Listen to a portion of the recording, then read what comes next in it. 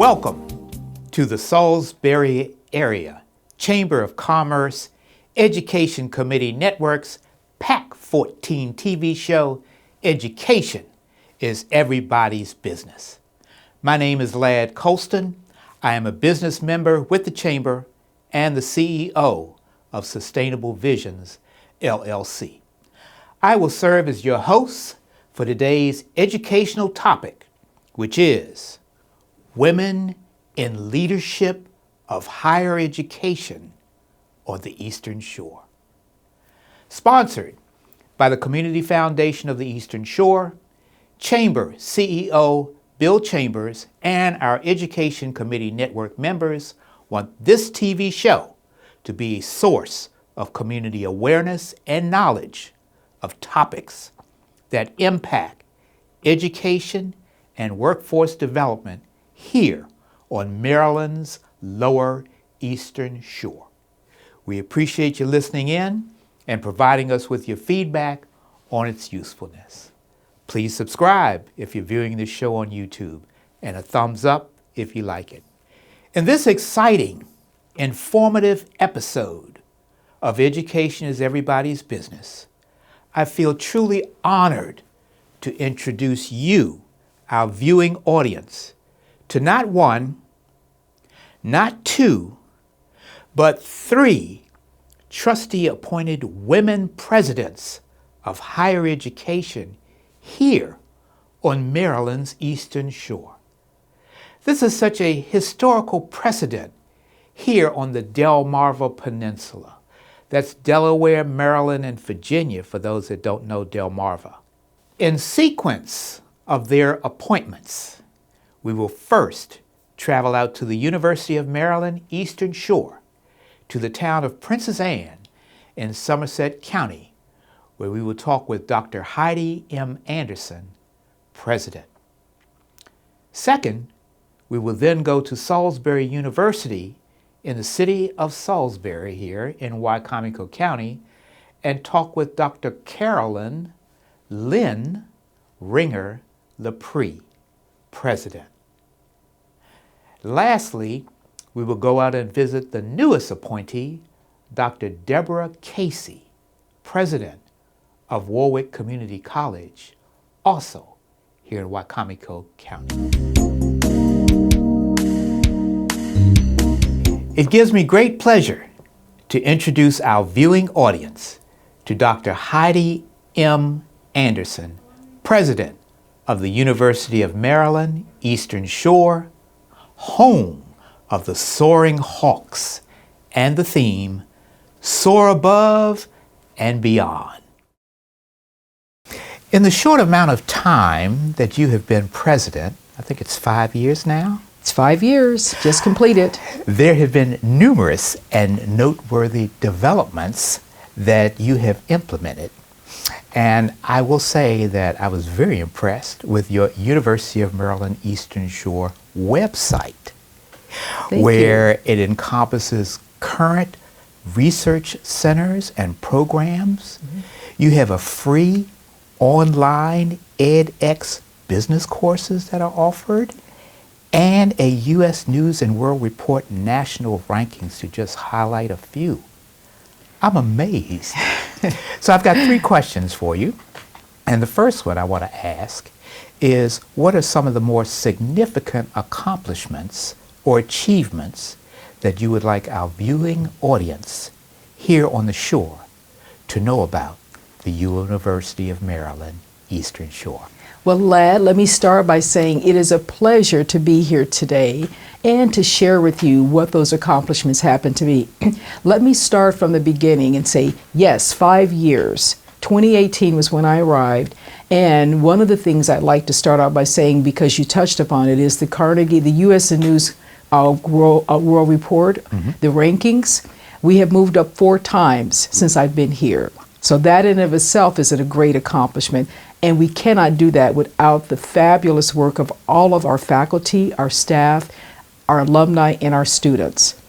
So we are now sitting as a top 10 public HBCU at number 6. Excellent. And in the top 20 of all HBCUs. So that is one of the first, I would say, accomplishments. And again, it takes teamwork to do that.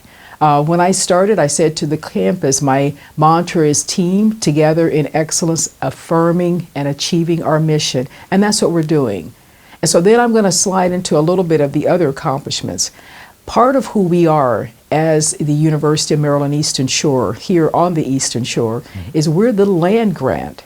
So we are the 1890 land grant for the state of Maryland. The reason that is important is because as a land grant, it means that we're constantly doing things that not only bring students here to help them achieve a world-class education, but we're also connected to our community. And we keep that in mind in everything that we do. So one of the largest achievements we had in addition to the rankings is trying to increase the enrollment. And that has been a moving target for all institutions, especially after COVID. But one of the things that we saw is we started putting in new enrollment and recruitment strategies. And we started doing that in 2019. COVID hit. And unfortunately, that put a damper on everyone. And for us, right after COVID started going away and subsiding, we started seeing our enrollment, and we are near 3,000 students now. So that is a feat that just happened this fall, started increasing a little bit each year, and we're thrilled with that. And the reason I mentioned the land grant was this reason. It's because as a land grant, we focus in agriculture quite a bit.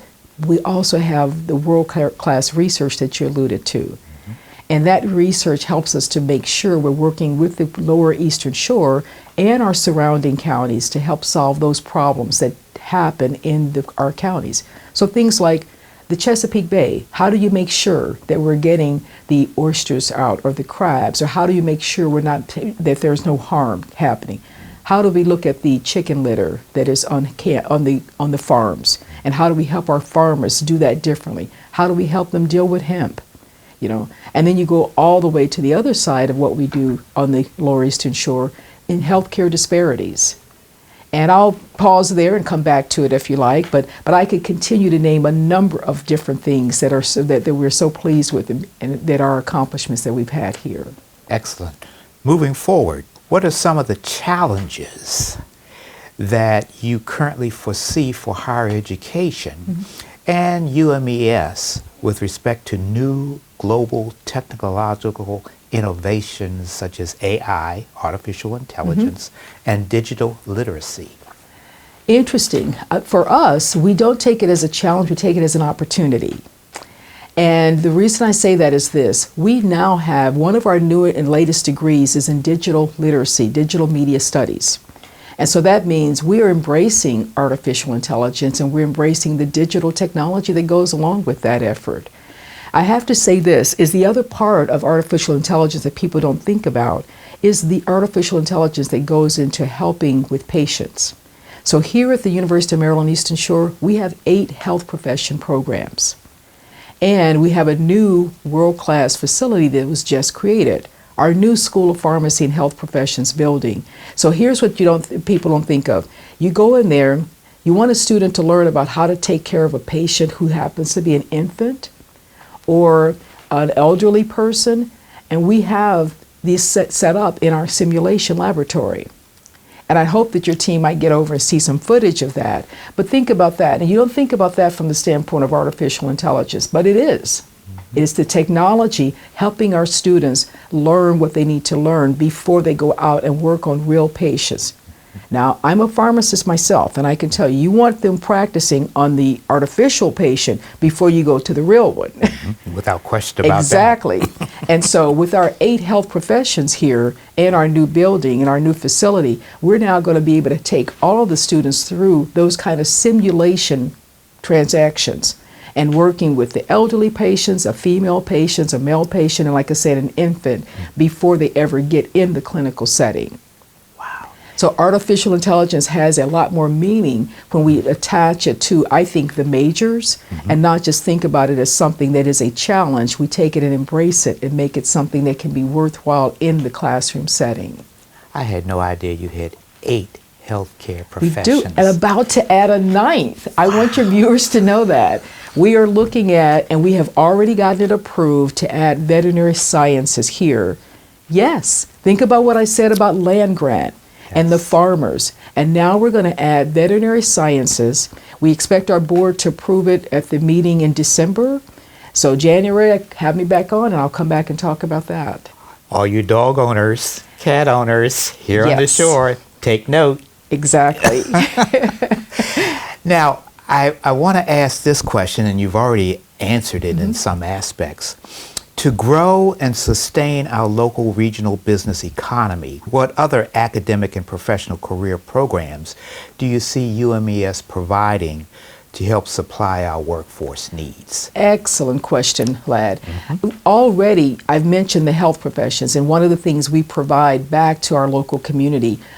One, we believe in the fact that if you bring students to a rural setting, and many of our students, over 80% of them are Marylanders, they will tend to go back and work in that setting. So we have actually had our physician assistant students, and let me come back to that. Our physical therapy students have set up their own bases all around the Tri-County area, and we know that they're working here. Our pharmacy students have been working in the area. Physician assistant, the reason I said I would come back to that is we reinitiated that program in 2019. We got approved for it in 2020, just as COVID hit. We were starting up our physician assistant program, and we have now entered our 4th class for that program. So our first class, thank you, graduated past December, the highest board average of physician assistants in the state, and they are now working here on the shore. And along with Tidal Health, we've connected with President Steve Leonard there. We're making sure we kind of partner with their residents that he has now brought with our physician assistants, with our pharmacists, with our physical therapists. But those are not the only areas that we actually bring workforce to the shore. Our aviation science program we're the only institution in the state that has a full bachelor's degree program in aviation sciences. And now we're partnering with SBY, with Salisbury Airport, to make sure we have aviation sciences, aviation technicians there, but also pilots, because we know there is a pilot shortage. You think of what we do with the farmers, that's putting back into the workforce.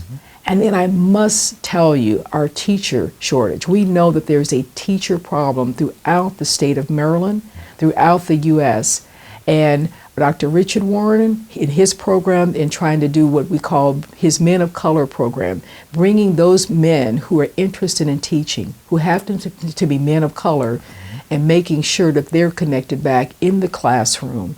And Dr. Richard Warren himself was the 2019, I think that was the year, State Teacher, Maryland Teacher of the Year.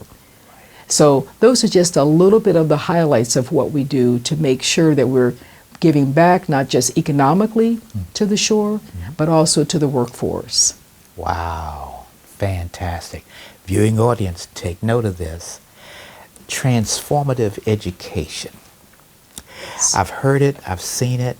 How do you define it, and what does it mean for UMES graduates, both at the undergraduate and at the graduate level? Very excellent question, and I'm going to answer it like this, Lad. The University of Maryland Eastern Shore, we take students where they are. So many of our students are from underrepresented minority populations. Many of them are low income. We take students in, and they not only leave here transformed, but they go back and they transform lives. We have transformed their life, they go back into their communities, and they transform lives, and they transform generations. I'm a first-gen student myself. I was a first-gen graduate, I should say. And so our first-gen students go back and make a difference in their families, in their generation, and in their communities. And they do this throughout the country and throughout the world. So that's what transformative education really means. It means taking people, molding and shaping them, and giving them the tools, the credentials that they need to go out and make a difference in the world. Well, thank you so much for being a part of the show and also being a part of the transformation that's occurring here on the Eastern Shore. Thank you. Go Hawks. Yes. Hawk Pride, that's Hawk what we Pride. say. Okay. Yes. Thank you very much, Lad. My pleasure, always. As our next women leader, let me introduce our viewing audience to Dr. Carolyn Lepri, President of Salisbury University, home of the Seagulls and the theme, Make Tomorrow Yours. For our listening audience, as the 10th president of Salisbury University, can you please tell us a little bit about your proposed university goal to move forward with excellence, and who are your intended target populations? I would love to. And first of all, thank you for inviting me to be here with you today. I think it's every university's responsibility to think about how they serve their students with excellence. This is a promise that we make to our students, that when they come to us, we are going to be able to provide for them the foundation for what we hope is a lifetime of achievement and success and civic engagement, and to be critical thinkers who are going to help to change our world for the better.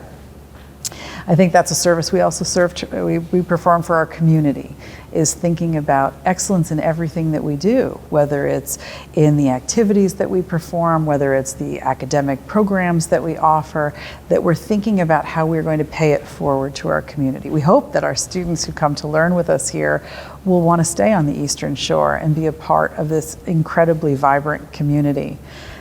The intended audience, certainly prospective students, but I think the philosophy of approaching everything that you do with excellence is appropriate for everybody. It's appropriate for our faculty, our staff, our partners, our alumni, in thinking about how they lead their lives. And if we're leading by example, that we're always going to be striving for the best possible outcomes. We're always going to be striving to do the best we know how to do in any given moment, because, right, how do we even define excellence sometimes?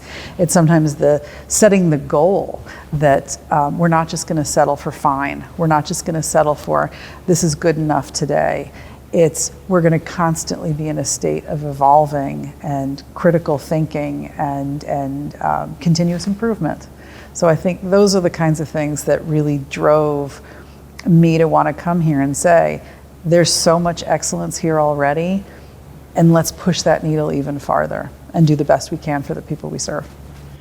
What are some of your primary key initiatives of the Salisbury 7 that you would like our viewing audience here on the shore to know about at Salisbury University?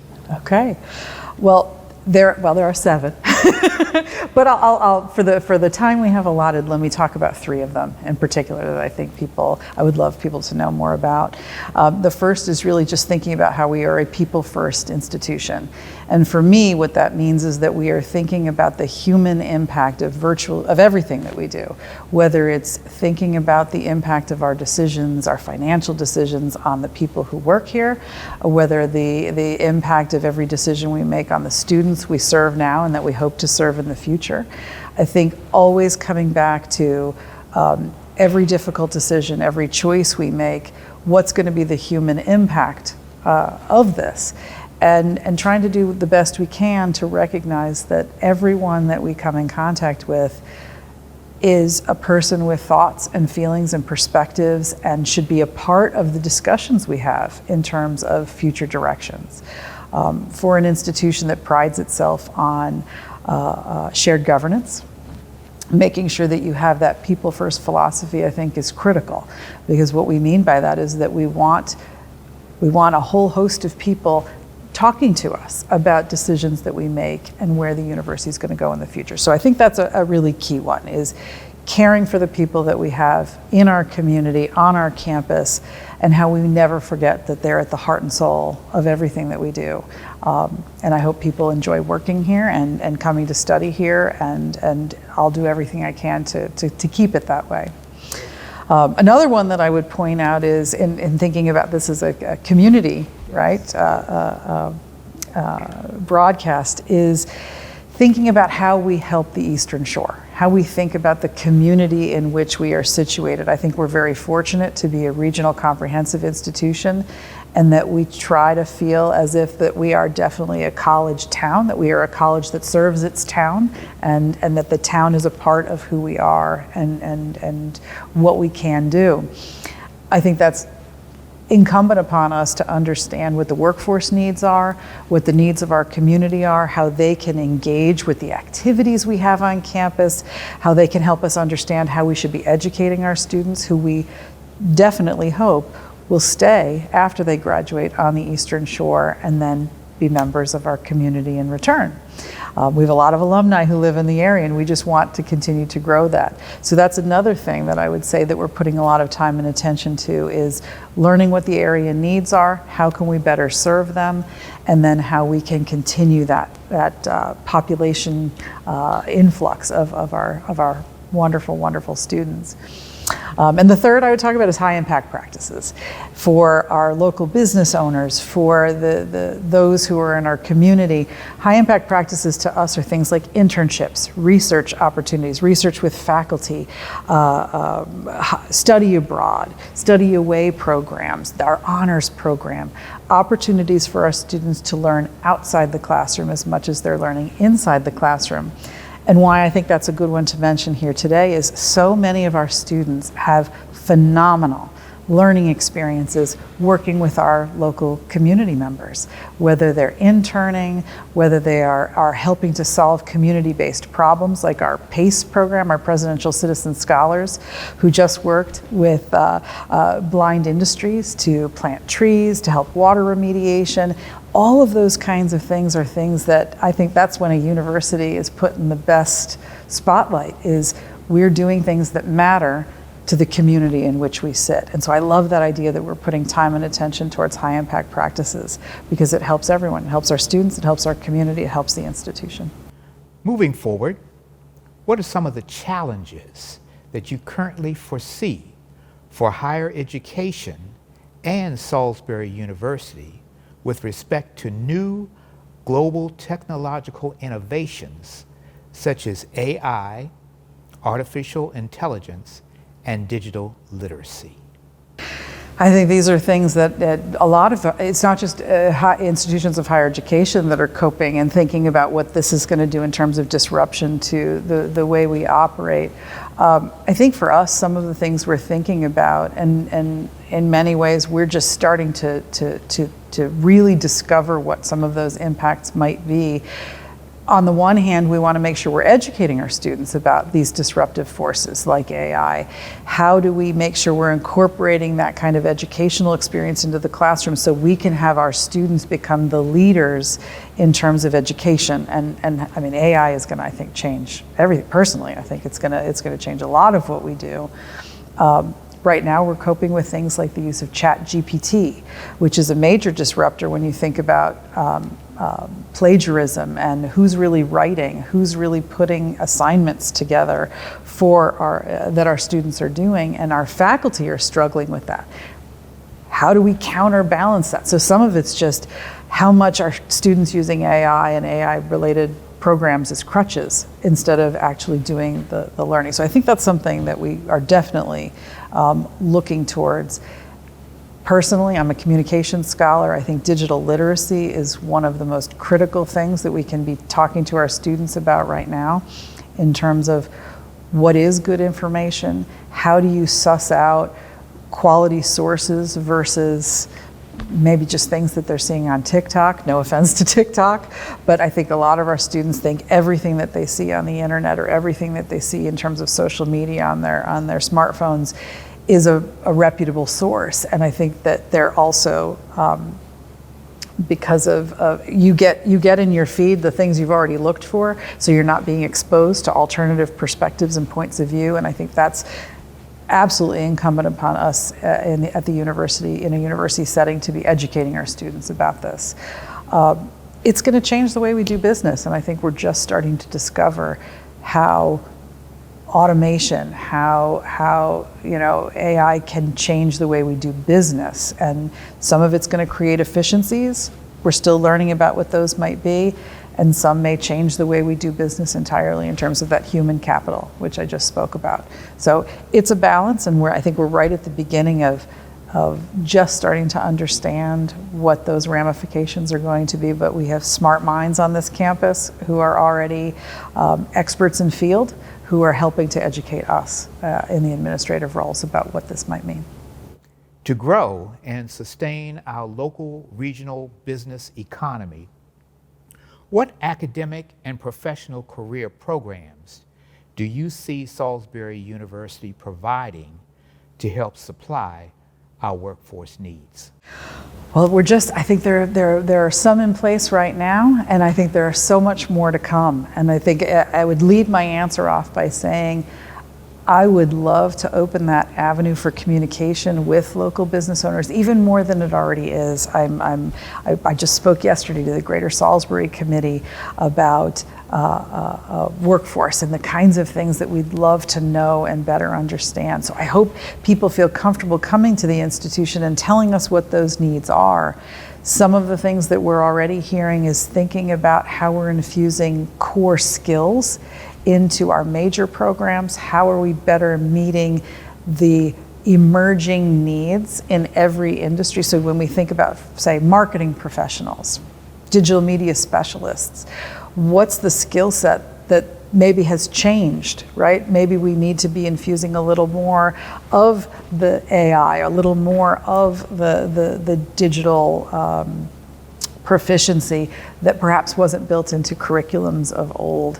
And so we know from an undergraduate and graduate level that we're trying to make sure we understand what the needs of the community, what they are.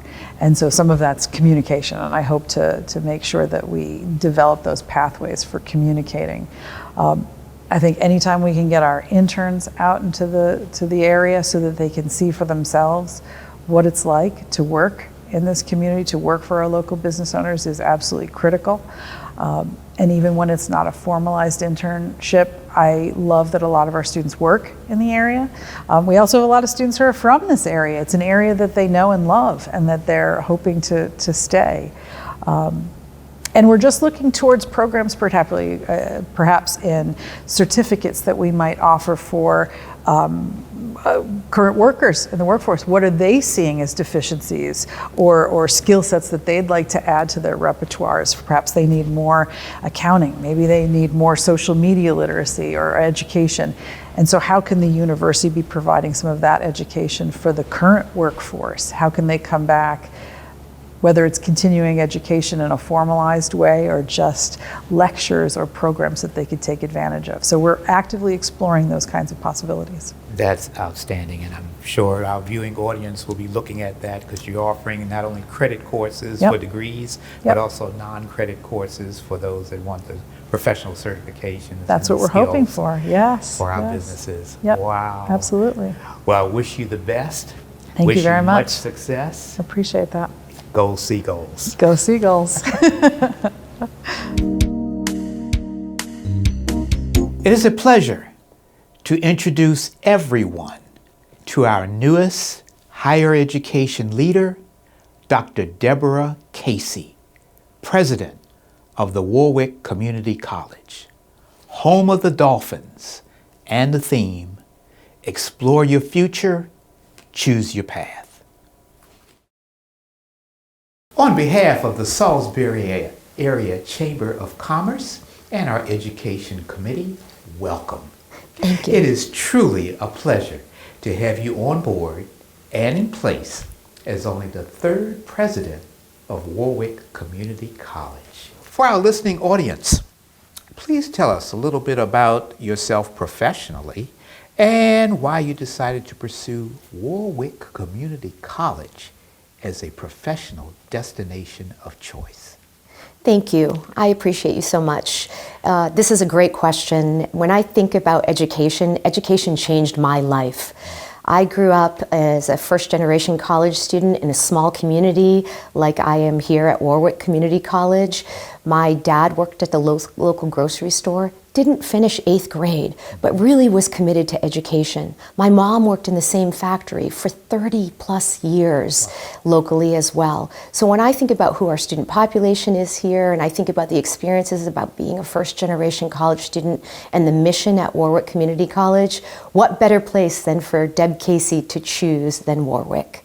When I think about my experience here in Wor-Wic, I really have thought a lot about the mission and our diverse communities and how powerful the relationship is between us and the partnerships with business and industry, with our K through 12 system, with our four-year institutions, and with our healthcare. So when I'm really wanting to think about the values that have been instilled in me, I think about the values that Wor-Wic represents and how those two are connected in some capacity. Mm-hmm. Yeah.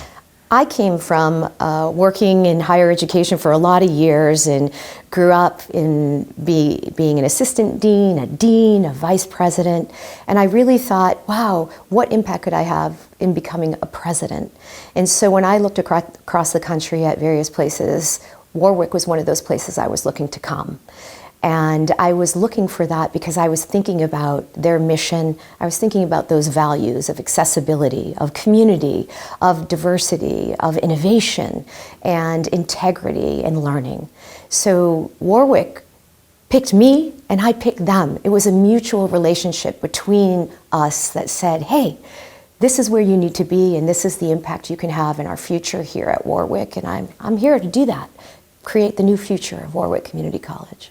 Well, we're glad you came. Thank you. I can't believe that you crossed from the West Coast all the way here to the East Coast to be a part of the Lower Eastern Shore and particularly Wor-Wic Community College. Got a question for you. Moving forward, what are some of the challenges that you currently foresee for higher education and Wor-Wic Community College in particular, in specific with respect to new global technological innovations such as AI, artificial intelligence, and digital literacy? It's a great question. I think higher education and Wor-Wic Community College, as well as many others from across the country, are asking themselves this very question.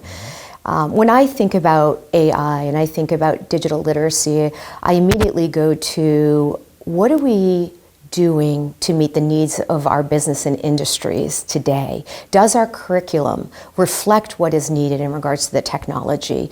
And if it does reflect that, where is it going to look 10 years from now? So not only are we visioning what we need now, but really thinking seriously about what the future will look like around technology. We just built this beautiful tech center on campus, and it has all kinds of technologies in it, but that's for today. So when we start to think about what we are going to look like in our future, we have to keep in mind the curriculum. We have to keep in mind the new business and industries that are coming to the Eastern Shore and what types of technologies might evolve over time. I think we need to think about accessibility. Who has access to technology? And so when we're thinking about, is it compliant for people who might need it, who have disabilities to serve in roles in our communities? Is it new technologies that will help advance us? And so that accessibility piece might also include who has access if they're living in certain communities where they don't have broadband or they don't have full access to that technology. When I think about AI, obviously we're also contemplating the ethical conversations around that. What does AI look like on a college campus? And, how do we utilize that in regards to our students and assignments or the work that they're going to do in learning?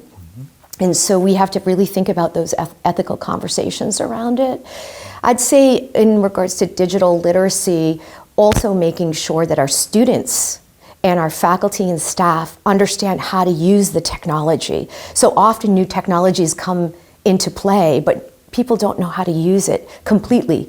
So if we're going to purchase technologies, if we're going to use new technologies, I think we really have to think about what is that technology, how do we make sure that people have the professional education that they need to utilize that technology. what are the costs associated with technology today? And if we're going to use new technologies, what infrastructure is needed to support those technologies? And I'm talking about infrastructure of people.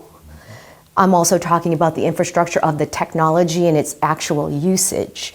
And so we have business and industry across the country that are using technology and replacing people to use that technology as well. What does that look like? Again, going back to the ethical conversation around that.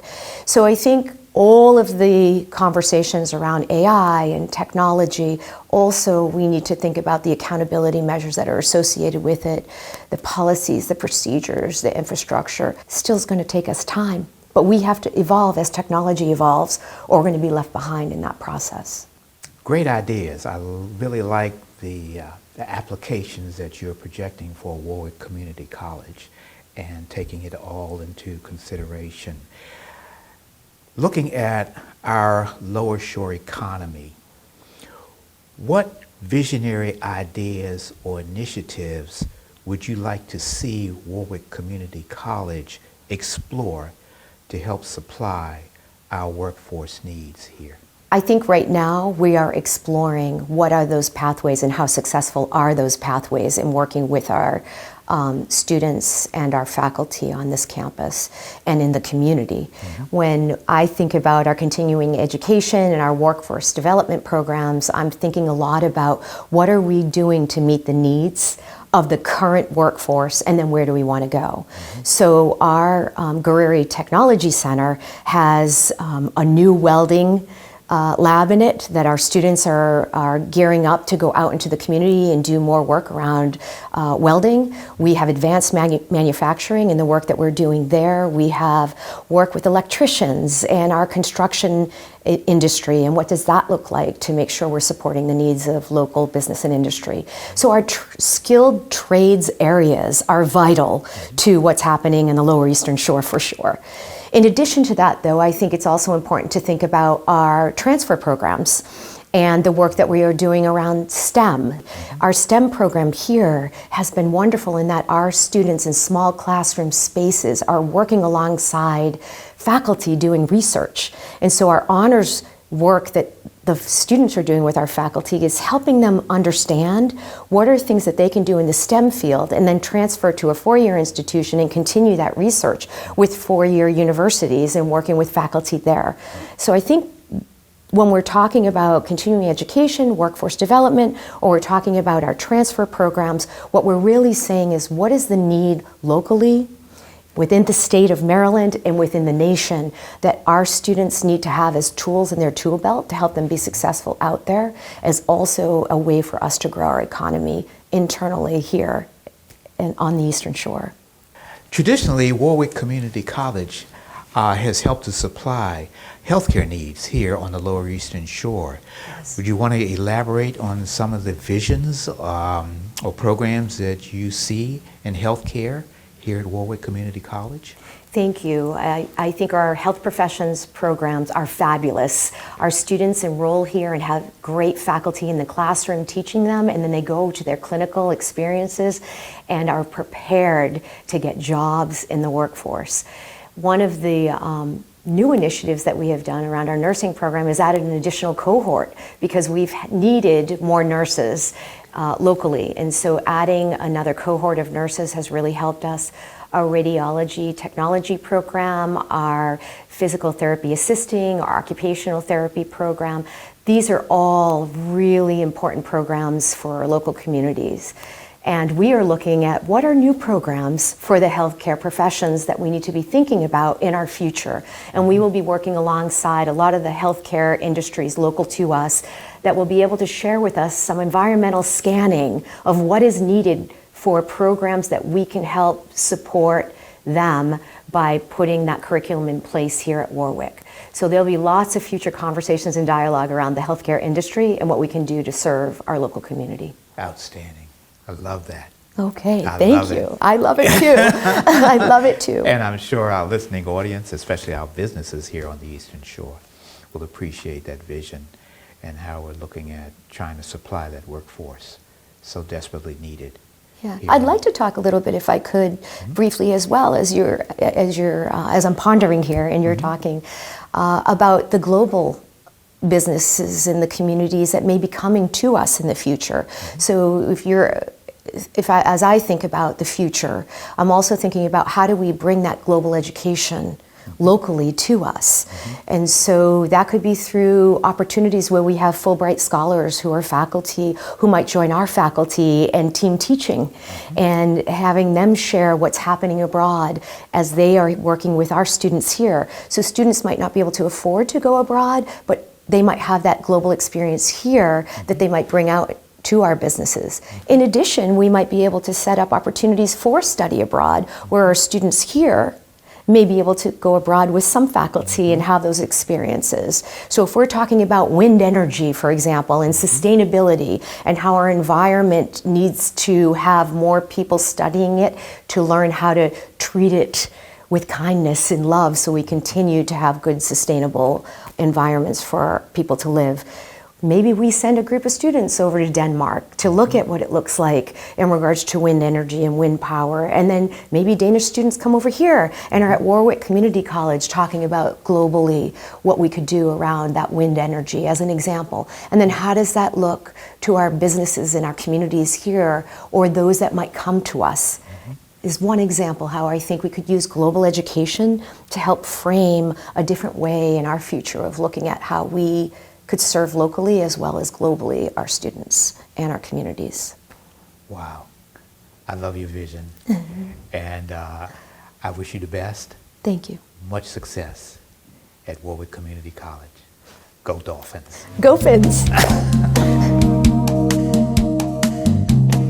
Well, this brings us to a close for the first episode in our second year. Please tune in for our next episode, where we will feature our 4 regional county superintendents of public schools and the challenges they currently face in facilitating the blueprint for Maryland's future. Until then, remember, education is everybody's business.